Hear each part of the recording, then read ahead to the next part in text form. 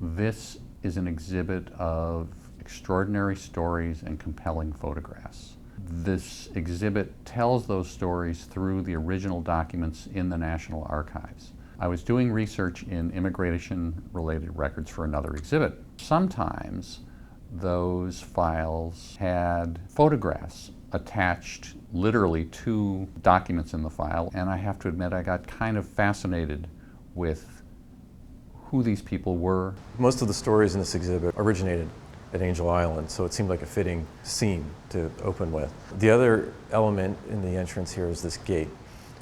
It frames the entrance to the exhibit, but it's also a metaphor. Actually, it's lots of metaphors. My grandmother was named Wang Lanfang. That was her Chinese name. In America, she was known as Mary Lee. U.S. immigration laws explicitly barred Chinese immigrant laborers from entering the country, and you could only apply for admission if you were one of these elite classes, merchants or students or teachers. She was coming over as the wife of a merchant, one of those classes. Some 70 years later, their granddaughter, Erika Lee, was doing research in the National Archives at San Bruno, California.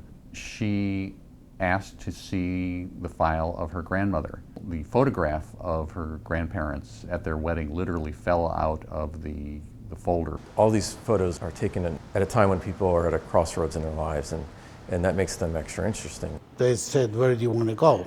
And I didn't know any better. I said, "I'll go to Cleveland." Michael Pupa is the one person in the attachments exhibit who is still living. He was a 4-year-old boy living in Poland with his parents in 1942. The Nazis came to the town where he was living, and they murdered his mother and his baby sister. He and his father and an uncle and a cousin fled into the forests in Poland, where they lived for the next 2 years until the end of the war.